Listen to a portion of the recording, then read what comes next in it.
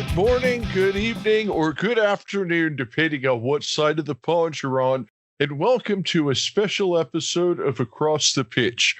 My name is Phil Kennedy, and I'm joined by co-host Tony Robinson today, where we have a man who has journeyed all the way from the Channel Island of Jersey to Seattle and still supports Burnley Football Club and Accrington Stanley from thousands of miles away. Has been involved in writing articles about Burnley from abroad, and also is the head proofreader for the recent guest we had on, Dave Thomas, who's written over 20 books about Burnley. So we're really excited to have John Gibaut on the show with us today. He's also a member of the Accrington Stanley Supporters Club of North America. So we've got a lot to talk about it. And thank you for coming on with us today, John.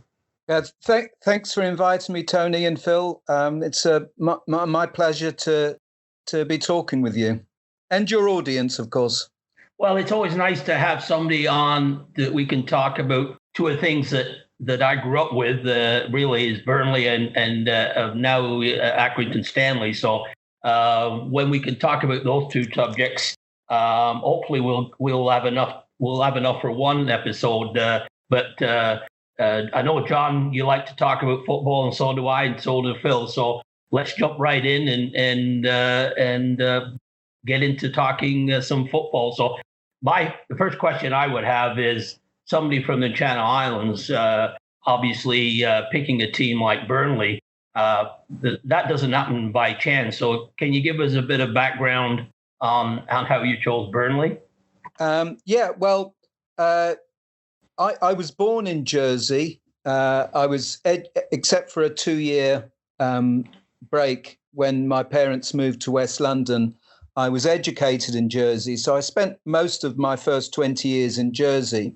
And anyone that knows anything about football in Britain knows that football is the sport. I mean, there's lots of other popular sports. You know, when I was at school, everyone had a football team. So when I started at primary school, I would have been 7 years old, I was already heavily into in fact, playing. I even played for my primary school, so that's under 11s. I played as a 7-year-old. I was always very keen. That's the best way to describe my play. Keen as mustard, as they used to say. Keen as mustard, yeah. So, and I'm also very, very mathematical. In fact, my career was in the finance industry, and then I can talk about when I came over here, but I taught maths as well. But even as a young lad, I was very, very interested in numbers.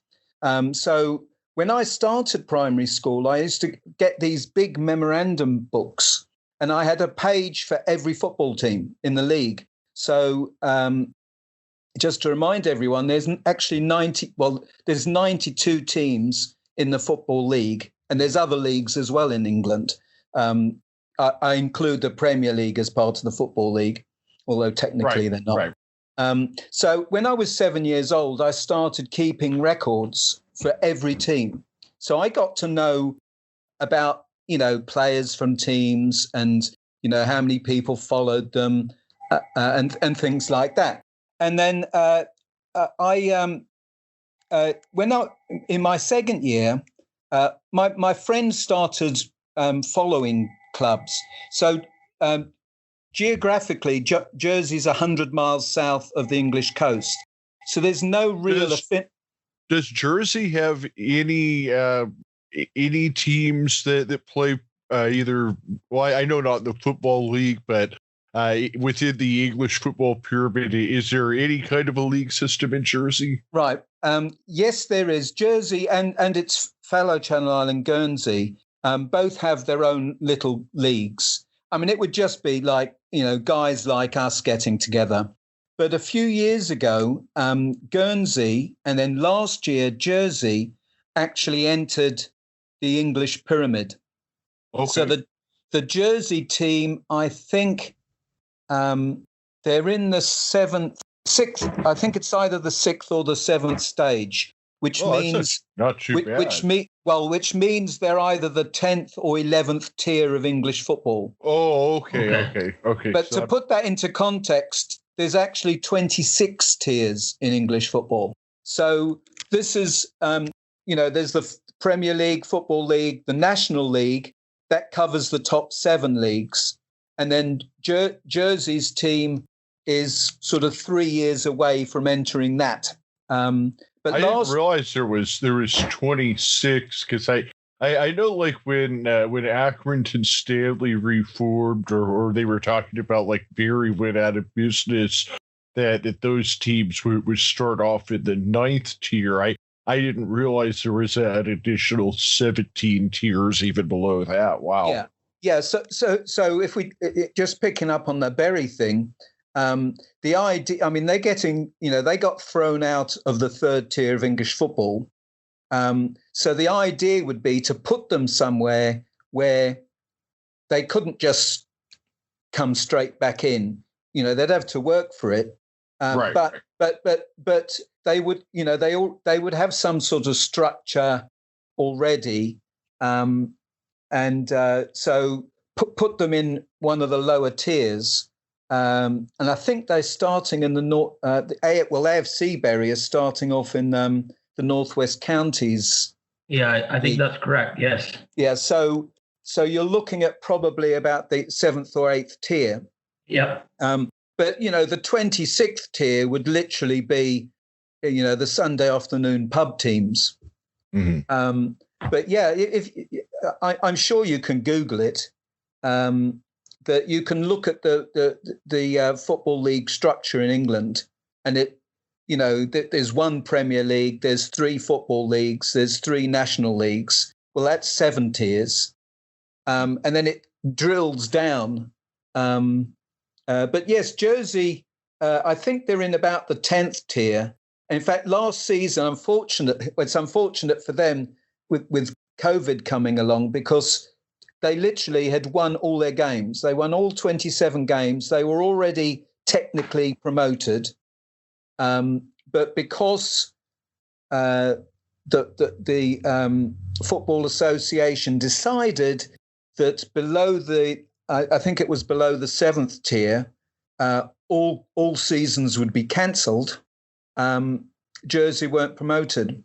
That's horrible. I mean, that's something that we saw with, like you said, just basically, I think it was really anyone below the National League. It was like those games, I think, expunged from the record was the official term that they used. Yeah, exactly. And that's the technical term, expunged. So it's as though the results never happened.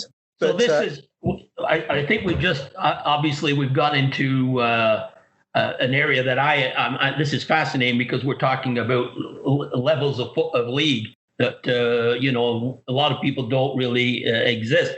But just to dwell back onto when you said you were doing a ledger and keeping all those teams, is that when you got into Burnley?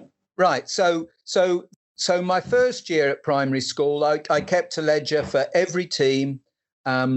And then I used to keep paper cuttings, things like that. And in the 2nd year, all my friends started following a club. And as I say, Jersey didn't really, there's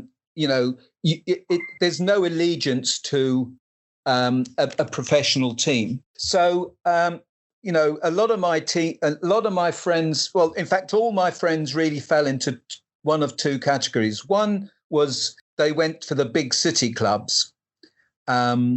Spurs,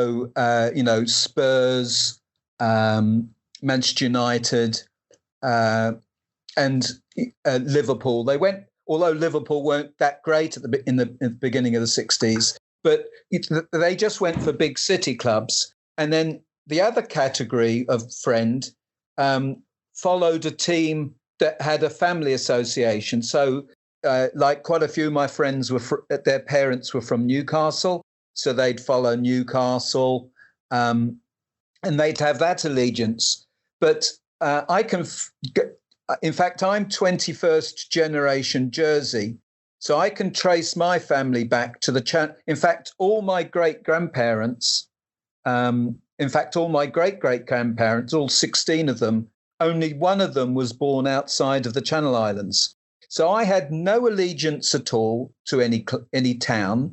I didn't want to follow a big city club because I thought, well, what's the point of that?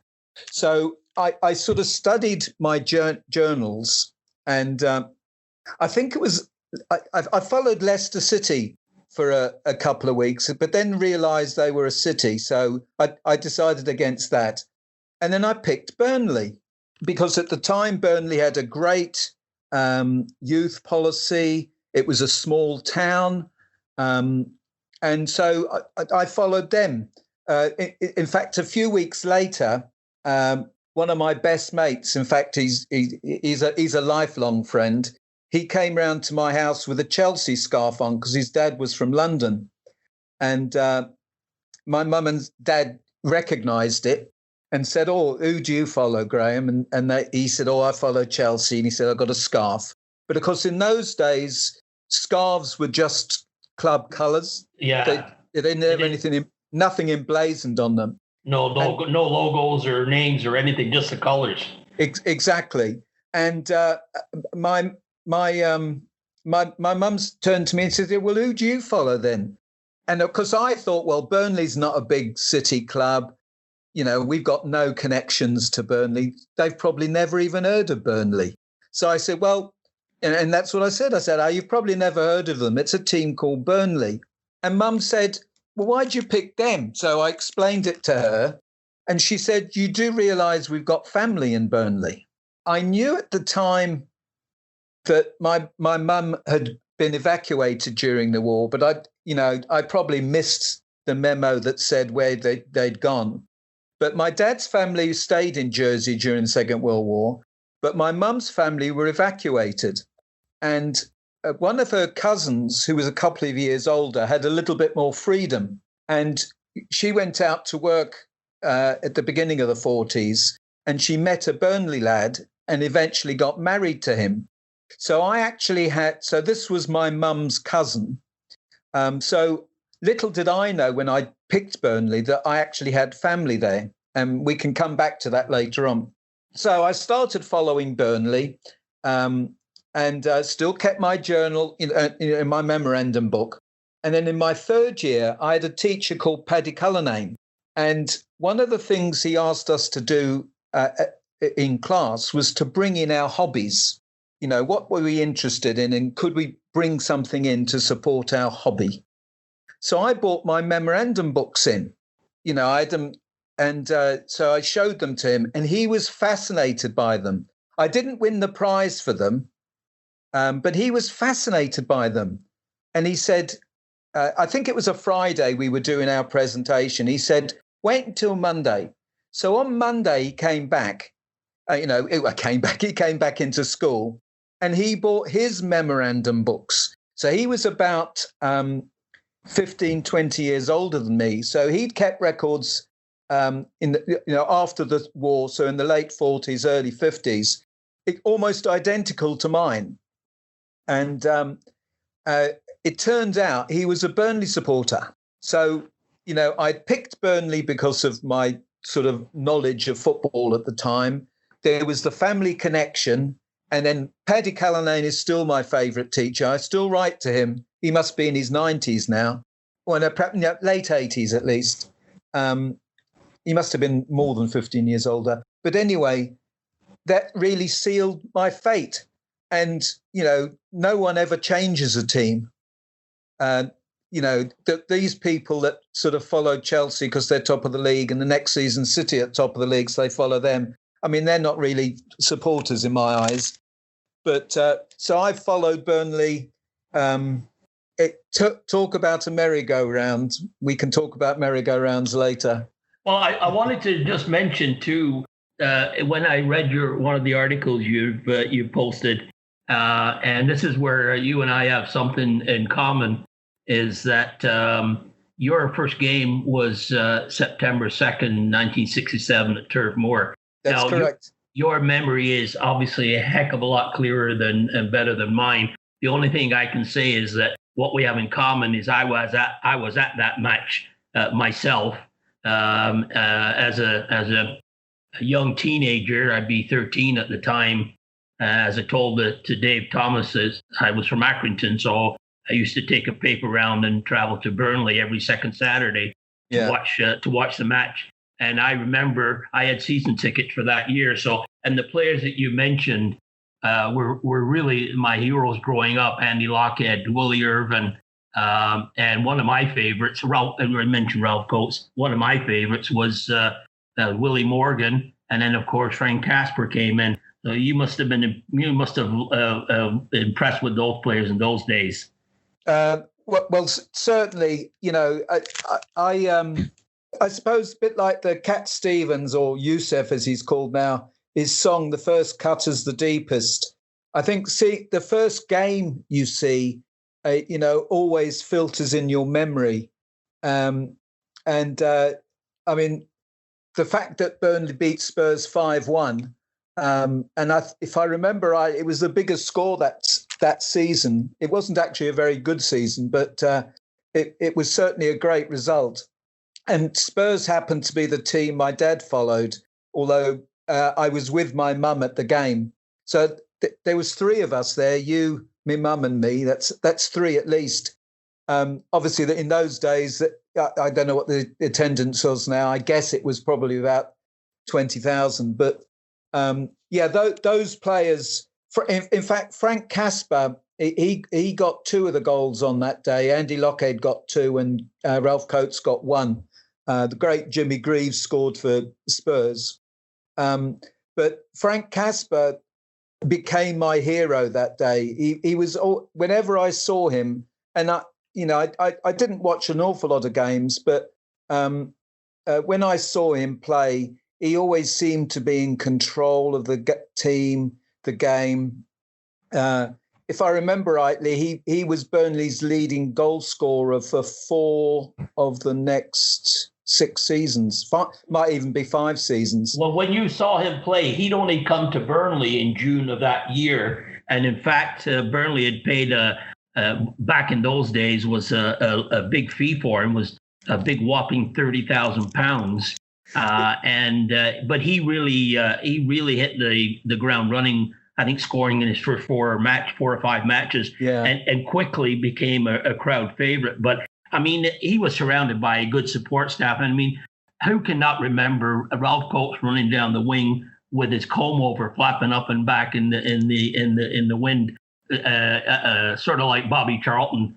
But I mean, when you see a match like that that was your first match, it's tough really then to not to follow Burnley. I mean, it's grabbed you, hasn't it, at that point? Exactly. And it's interesting you mentioned that the fee, in fact, Casper was transferred from Rotherham. And, £30,000 then was actually, a relatively high fee to pay. What made it even more extraordinary was that it was the first time in the 1960s that Burnley had actually paid a fee to get anybody. I think the last person they actually bought for a fee was in 1959. So Burnley... that was Alex Elder, I believe. That's correct. And, Burnley buying a player was extraordinary enough. They certainly got the reputation and in the 60s and throughout the 70s of selling players, and they had to. It's only it's a small population. It's interesting you mentioned Ralph Coates, because I can remember when it was clear that Ralph Coates was going to be sold to somebody. He ended up going to Spurs. Right, correct. I can remember seeing a few games, and of course I would read. I used to get the Burnley Express sent to me, and it seemed like every game that Burnley played, as soon as anybody got the ball, they passed it to Coates so he could show off his skills. And I can't remember how much he went to Spurs for, but it was a lot of money then. And at the same time, I mean, you're right. They have to sell off players because obviously Coates went to Spurs, and Willie Morgan went to Man United. Yeah. But with those two on the wings and Andy Lockhead Andy Lockhead is a good old-fashioned centre forward, and the player that reminds me of him today is Ashley Barnes. That tough, get stuck in kind of player. You couldn't mess about. Well, you didn't knock Andy Lockhead off the ball. He sort of it was the opposite way around, wasn't it? Yeah, exactly. And in fact, I look at social media and a lot of people talk about Ashley Barnes, and I won't use the terminology, but he's looked at being tough. But I tell you what, I'd rather play against Ashley Barnes than have to mark Andy Lockhead. Well, I think players back in those days, I mean, what you see for yellow cards if they'd have handed out red cards back in the day like they do today, they wouldn't have finished the match with anybody on the pitch, because the tackles were I wouldn't say vicious, but they were a heck of a lot tougher than they seem to be these days. Yeah, well, I'd agree totally. They were definitely much, much harder. But I honestly think some of them were vicious. But that's for another time. But certainly, you look at some of the tackles and you think, how did anyone even stand up after that? And when you compare it to players now, that if a butterfly lands on the corner flag, someone's going to fall over. Yeah, that's it. And back in those days when you were watching, back in the 60s into the 70s. And I lost track because that's when I emigrated from Lancashire in 1970. But I remember vividly the pitches back in the day were just become mud pile. Really, they would just get you see highlights of George Best scoring some goals when the pitches were full of mud. I don't. If he played on pitches that are pristine like they are in the Premier League today, I think it's a totally different game because of the quality of the pitch, isn't it? Yeah, I think that there's a lot of reasons why you couldn't compare players then to players now, but the pitch certainly is a prime. I mean, it's like a billiard table now. And I can remember, I can remember playing in games, personally playing in games where the centre circle was basically a pond because the water just wouldn't drain out. Yeah. And there was no reason not to play. You just got on with it. I can remember watching games and the two teams come off and they're both wearing the brown kit. They're completely covered in mud. You can't tell one player from another. Yeah, it's unimaginable. You can't imagine what people like and Best, Palais, people with that sort of skill, what they would do now. And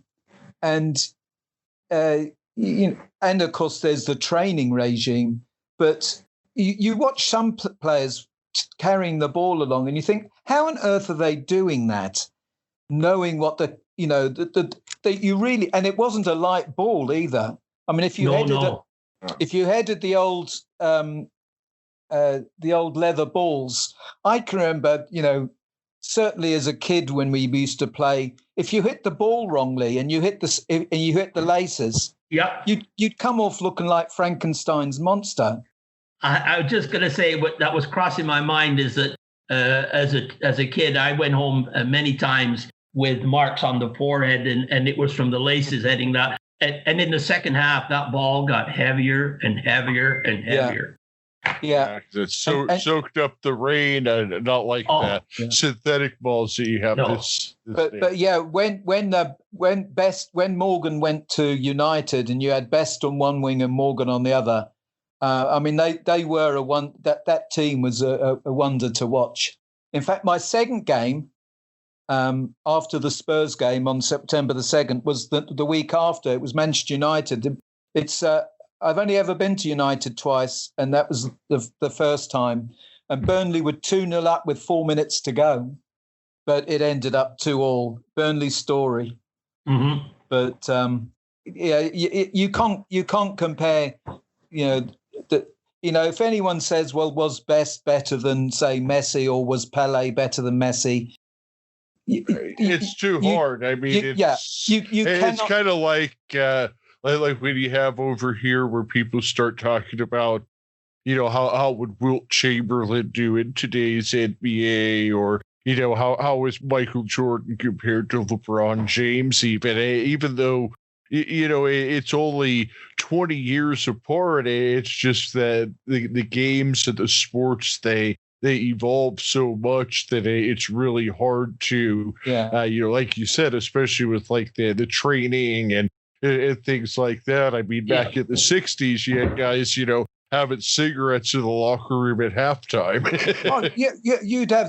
You'd have there's stories of people of having a couple of beers, a couple of pints of beer at halftime and a cigarette. And, straight after the game, you'd all be round the pub. Yeah, you look at when I've been to Turf Moor, and every year I get to look around the ground, and each player has his own bottle of some fluid, and it's all designed for that player. It's not just like off the shelf, put a bottle out for everybody. The medical person there has thinks, well, this player needs this player needs that, and it's all done to the micro. Whereas in those days, incredible. Yeah, I mean, I've seen some of what you're talking about, where they they'll test the player's blood or urine, and then they say, okay, well, this guy needs more salt, or this guy needs more this vitamin, and then it's just incredible how far the science has come. And of course, we were talking about football and the state of the pitch.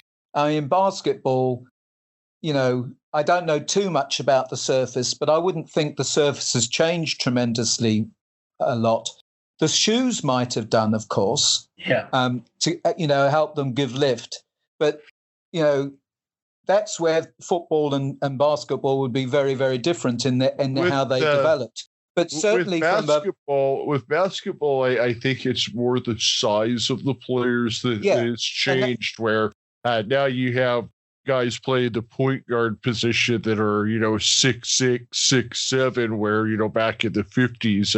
A point guard might have been 5'8". And there's obviously lots of different aspects, but when you look at the sort of the physical well-being of players, the impact on basketball would have been just as great as it was on football, and I'm sure American football, hockey. I'm not too sure about baseball, but there you go.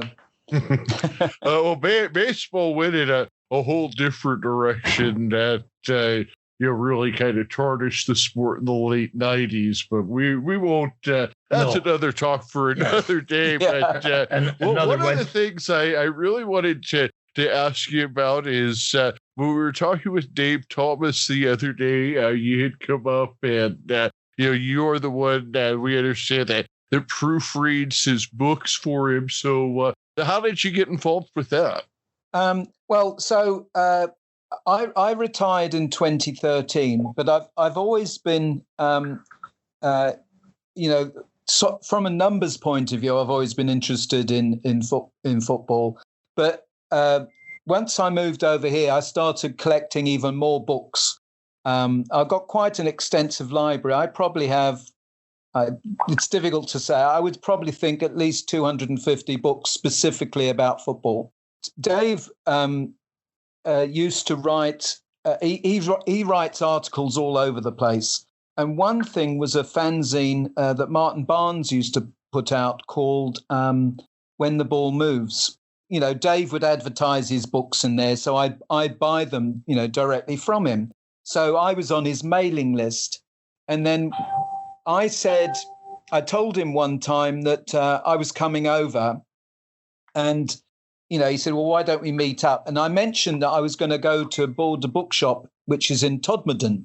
Now, Dave comes from Todmorden, Yes, correct, right. You know, he lives in Rodley in Leeds now with Harriet, but he originates from Todmorden. I said, well, I'm coming over. I'm going to board a bookshop. So we met in there. We had a chat. And then that trip, I actually sat with him and Harriet and Victoria. I think his grandson, Joe, has he has 4 season tickets, and Joe was at school or something. So I sat with them. And whilst we were talking, he mentioned he was writing another book. And I just said to him, do you get anyone to read through it? And he said, well, we've had a lot of Claret fans have read the articles that I've used to make the book. And he went on. I said, well, I don't mind reading the whole thing to see if it all fits together. So he emailed it to me, and I basically proofread it. And I came up with quite a few things. I'm not a professional proofreader, but facts and just and certainly about Burnley. So I got back to him, and that's where it started. That would have been about 6. I can't remember which book it was now, but that would have been about 6 years ago. And then every year I go, well, COVID's changed it slightly, but I would go over, and Dave's basically written a book a year. Yeah. But, and so every year when I go over, we meet up. We have a business lunch in a little cafe in Todmorden. Unfortunately, the bookshop is only online now, and it mainly focuses on comics. But it used to have an incredible section on football books, and then, as I say, it really developed from that. And then a few years later, I actually walked the Leeds-Liverpool Canal, which is 127 miles. And Dave met me towards the end because I was walking towards Leeds, and I stayed with him and Harriet. So yeah, it's that's how that sort of we got together, and we've kept in touch. And because he writes so prolifically, that it's not like it's once every 5 or 6 years. It's every year. In fact, I can't remember if it was last year or the year before. I proofread 3 books. They didn't all, some, one was about to come out. One was later on in the year, and the other one was, a future one. But yeah, he's just, I love the way he writes. It's not like just dry, factual. One of his No Nay Never books are great, but his diary style books, he'll go on holiday and to Portugal or somewhere, and he'll talk about his trip, and then right at the end of the section he'll say, oh, by the way, Burnley drew 2-2. And what I mentioned today was how he incorporates some of the funny little stories about him and his wife, or being on holidays and meeting somebody, and then looking up and they said, oh yeah, and by the way, they were into the second half of the Burnley match. And but to me that's realistic, and that's one of the things that I enjoy. When you obviously with COVID, it's done the same thing for me this year. My trip over there has been canceled, but you normally go over in the springtime, do you, John? Yeah. So normally I go over. As I said, I retired in 2013, and Burnley were in the Championship at the time. So I said to my wife, "Do you mind if I give myself a little treat?" So in March, I flew over for 8 days. And because Championship games are more frequent, I saw 3 games. Right. So 3 games in 8 days. The next year, they'd got promoted that season. So they got promoted into the Premier League. So I said to my wife, oh, do you mind if I go over to watch them? Because they're in the Premier League. And this is compared to 25 years before, this was like, wow. Yeah.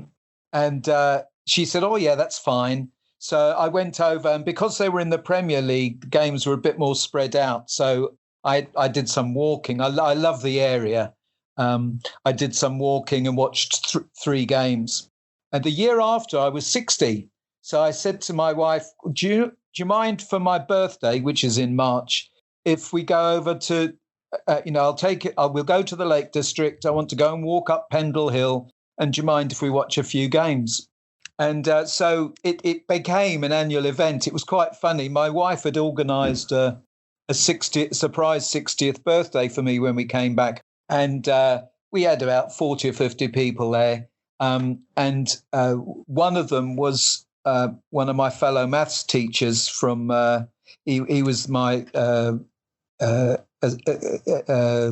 co-head of the maths department. And he turned around and he said to me, "Oh, have you been on your annual trip yet?"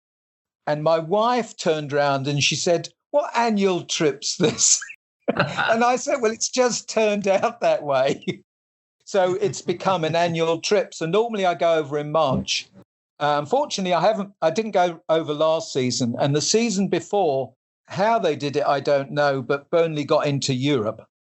And so because I have to plan these things out in advance, I thought, well, if I go over in November and December, if Burnley are in the Europa League group stage, I could see 8 games in 4 weeks.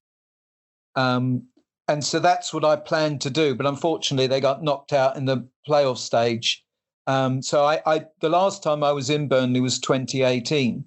Well, when you get over for 2 or 3 weeks, I know in this right now with Accrington's schedule and the fixture list in Burnley for the last 2 or 3 seasons, unfortunately, they've been playing their home matches around the same time, so it makes it difficult to see both for me.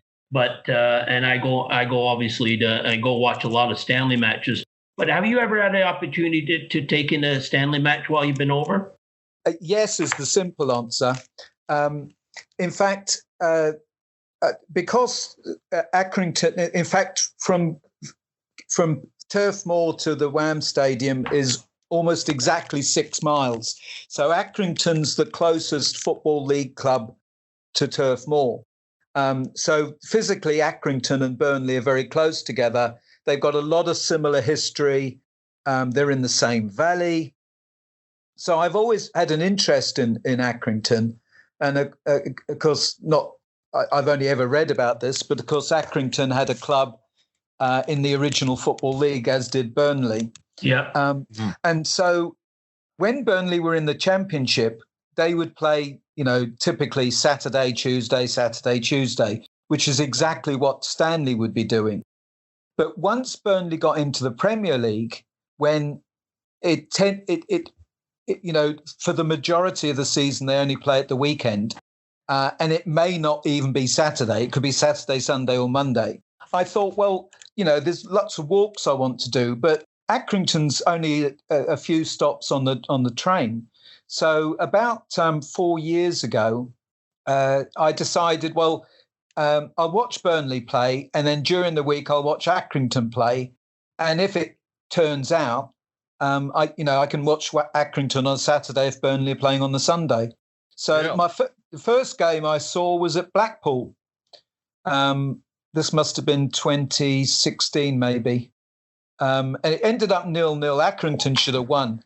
But this was the first time I'd ever seen Accrington play. I hadn't been to the Wham Stadium yet.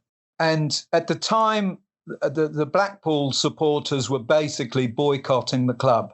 So you had this reasonably nice ground for the, I'd call it the 4th division. What's it, League Two? Yeah. So you had this lovely ground. The Accrington section was half the stand behind one of the goals, and it was packed. And I think that they had about 1,700 people there, and the attendance wasn't as many as 4,000. So nearly half the people there were from Accrington. And I instantly fell in love with the supporters. And that was Blackpool. And then think it was Wickham. So Wickham was my first game at the Wham, and one of the things I've always done because I haven't seen that many professional games in England. I mean, probably a few hundred, but not as many as a lot of people.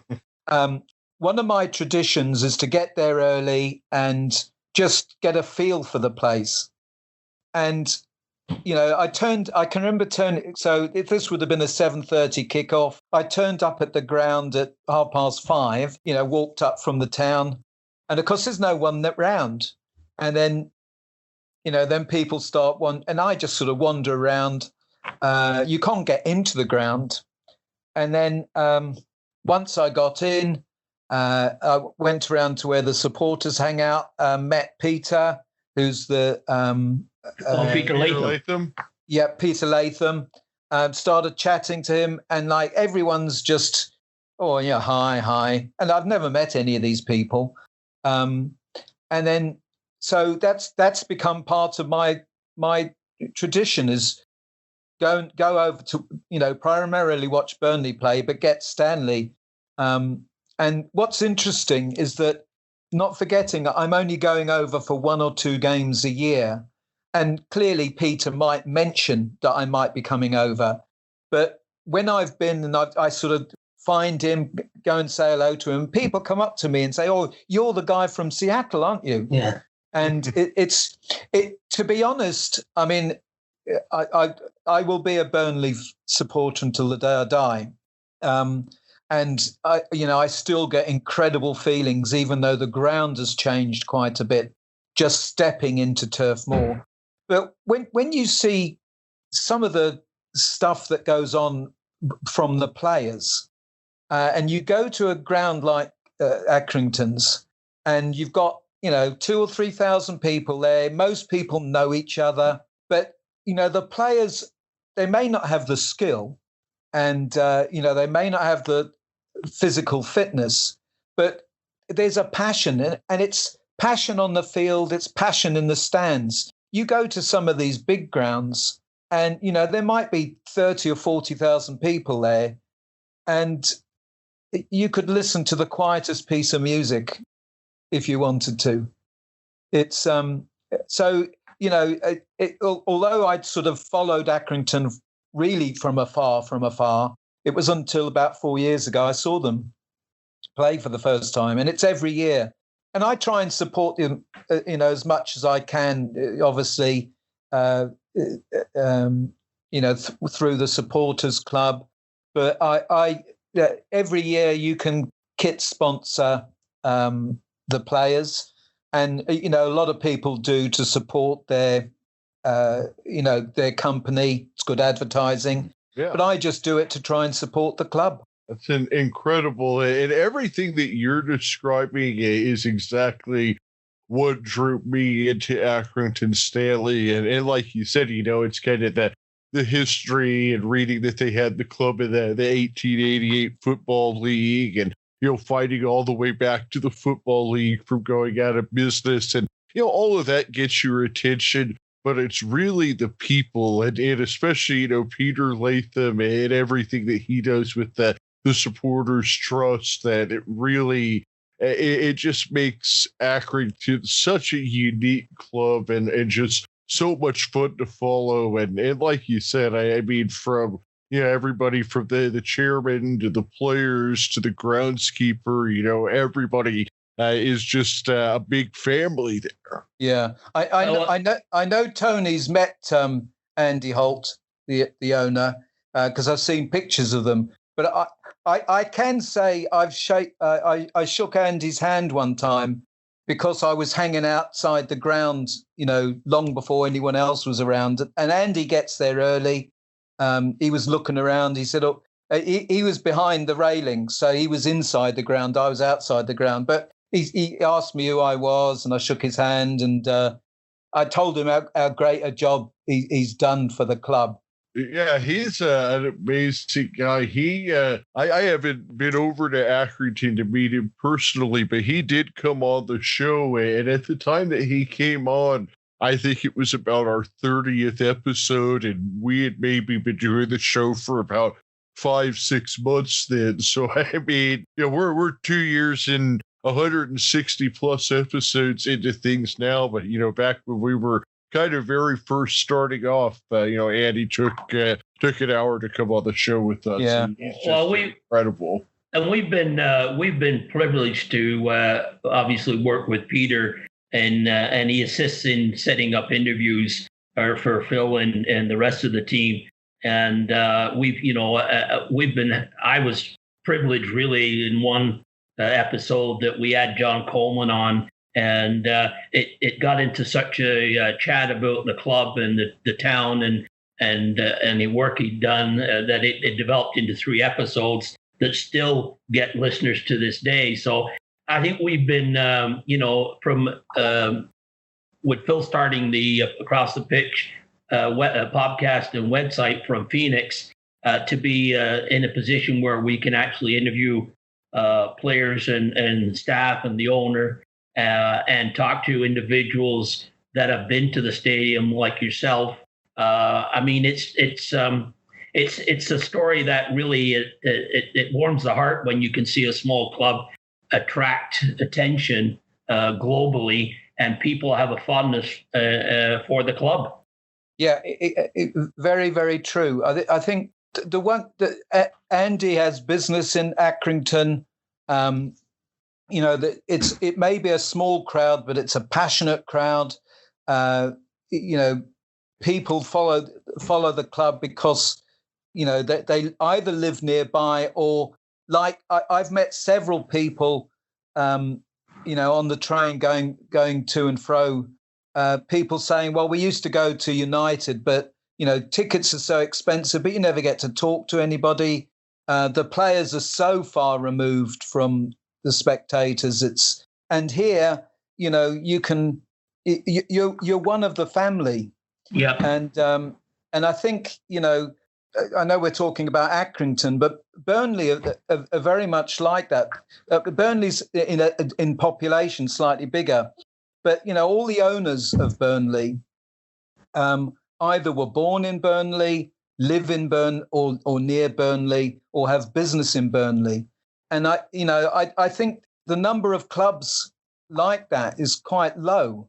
You look at Accrington, it's the whole thing. I mean, Accrington, for those of you that, your listeners that might be interested in the First World War, in England, they had these, I'm not sure if it was a regiment, but they were called the Pals. Yeah. Well, Accrington was the smallest town to have a Pals group. And if you go down to the market in Accrington, there's a huge thing up on the wall about the first day of the Somme. I mean, it's just unbelievable. That I've actually read some about it. It was Darren Woodhead who kind of first brought it to my attention, and I understand that it was a group that. In World War I, they unfortunately were one of the first ones to land, and almost the entire regiment ended up getting wiped out. It was one of the real tragic stories. It's nice to see Accrington recognize and acknowledge and monuments to that group. It's nice to see that in Accrington. Yeah, if you go down to the main street, the town hall has a huge banner right across it, the Accrington Pals. It's, and that sort of oozes into the club. That, the club's only, and of course the stadium's in Accrington, unlike some teams, where their ground somewhere else. To me, it's just the whole history. The foundation that the current Accrington stand, the original Accrington that lasted for 5 or 6 years. Then there was my understanding was so the original Accrington FC was from 1888 to I think about 1894, I want to say. Yeah, I'd say somewhere in 93. Yeah. They like 91 is when the 1891, I think, is when the original Stanley formed. Because I always see like 1891 to 1962 is kind of what the dates are for that. Yeah. So if I remember rightly, so in 1888, when the Football League was formed, all the teams were either from the Midlands or from the north of England. And so Burnley and Accrington were 2 of the 12. That team stayed... Yeah, there weren't any London teams at all. No. That would be a whole different podcast. Yeah. It's very interesting how football or rugby or American football or Australian rules football, the whole development. But if we just stick, so that they lasted about 4 seasons, I think it was, in the Football League, and then they formed a second division. The Football Alliance existed, so the Football Alliance and the Football League merged. So there was then 2 divisions. Accrington got relegated, and I think they decided they couldn't afford to be relegated, so they just resigned. And then Accrington, a few years later, an Accrington team and a Stanley team got together to become Accrington Stanley, and that's the team that sadly left the league in 1962. Yeah, I think they started out as... There was 2 teams for about a 2-year period. I want to say like 1891 to 1893. Yeah. Both teams were playing. Yeah, Stanley was actually, they were called Stanley Villa, and then when Accrington FC folded, Stanley took the town name Accrington and dropped the word Villa, and hence we ended up with Accrington Stanley. Yeah. And so, this is one of the things. I mean, as I say, I'm a numbers person, but I love reading about sport, football in particular. But all this history, it's not just the football clubs in Burnley and Accrington.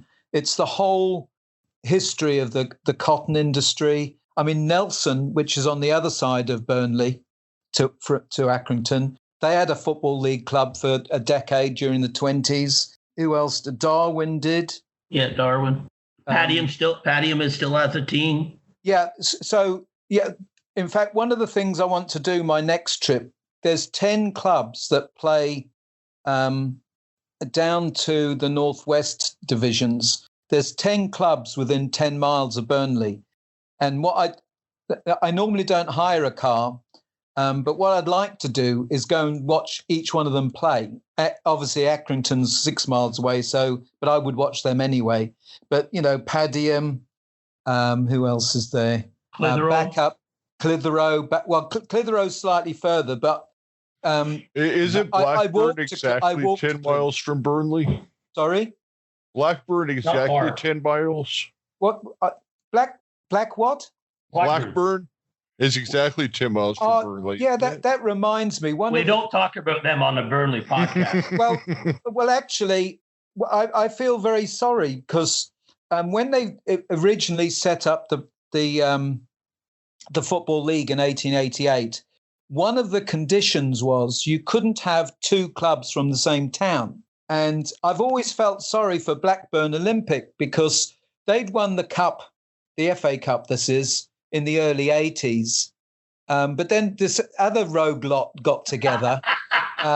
So when it came to picking a club for the Football League, Blackburn Olympic lost out. I always felt sorry for them, but I can't remember. It's Blackburn something, but I can't remember what they're called. I don't know. We don't know. We don't ask that question, John. So yeah. Anyway. Well, John, I just wanted to thank you for coming on the show today. And before we wrap up, the question that we always ask is, what have we not asked you about that you wanted to talk about? Because we know that folks will come on to the show and we ask all of our questions, but was there any question that you wanted us to ask you that we didn't? I don't know. I think there's so many things I could talk about. I think we've it's a good introduction, isn't it? Yes. Oh, there's lots more we can. It's really been a great chat, and we're definitely going to need to to do a part 2 of this here in the near future with you. Yeah, so when you talk about clubs like, especially where I want, we started the interview on Burnley, we touched on Accrington quite a bit. You've got history in and around that area, and I'm like you, John, a fan of football history, and you go back and look at where teams have come and where they are today. You could talk about this subject. And as Phil said in another episode. So hopefully down the line we'll get a chance to chat with you again, and maybe after you've proofread another book, or maybe about your next trip to Burnley. But it's been a pleasure for me to chat with somebody that our paths have crossed without even knowing. So it's been an enjoyable way to spend an afternoon. So I thank you for that, John. Yeah, well, thank you, Tony and Phil, for inviting me on. It's it's something I feel very passionate about, and it's not just about football. Accrington's a prime example of that. It's it's the support. It's not the players. It's the club. From the owner to the supporters. It's the area it's in, and it's exactly the same. Whenever I go on my holidays to Burnley, I just look at street signs and think, Darwin, Clitheroe, Newchurch. You get all these names, and it just gives me shivers. And Pendle Hill's my favourite hill in England. Well, I think there's no better way. There's no better way to finish the show to say that you go to Burnley to spend your holidays. Yeah, exactly.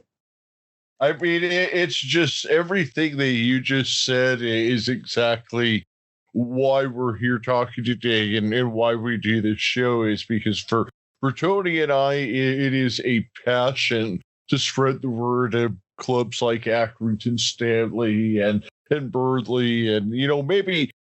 I guess all of those clubs that, you said you had that list when you were a kid where you're like, these big city clubs, I'm not going to follow them. Well, what this show is about is really about telling the story about all of these other clubs. And I know that you said there's, I think, 26 tiers. There's over 700 football clubs that enter the FA Cup every year. And every one of them is part of the community. Yeah, it just has such a unique story, and it's really, just an honor to sit down and chat with you and hear stories about Burnley matches that you attended in the 1960s, because that's history that you're not going to turn on the ESPN or Rogers Sports Network and hear stories like that. They're going to be talking about Manchester United or Liverpool, and we just love telling all these other stories because, like you said, I mean,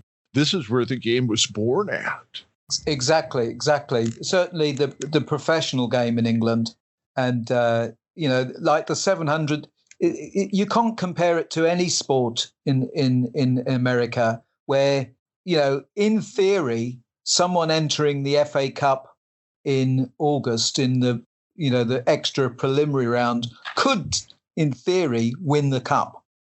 Oh yeah, I mean it's incredible. It's when you see some of these games, like we had Podge Amond of Newport County on the show a couple days before they played an FA Cup against Man City, and just seeing a David versus Goliath story like that, it's just incredible. Yeah.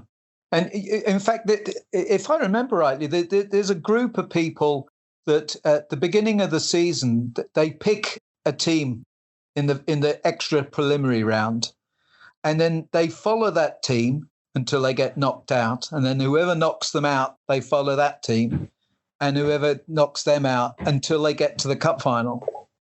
And we were actually doing something like that last year where we started off with following Loughborough Dynamo, and then we were following Tamworth for a bit after they knocked them out. So, yeah, I mean, it's a lot of fun to to do exactly what you just said. And I really look forward to it again this year. And, and John, it's been an absolute honor having you on today. And we look forward to chatting with you again in the future. And you have a great rest of your afternoon. And you, Tony, and you, Phil, thank you again. Thank you for inviting me. It's been my pleasure. And it's not very often people allow me to talk. But, you're welcome on anytime with us, John. Cheers. Yes. Cheers, okay. John.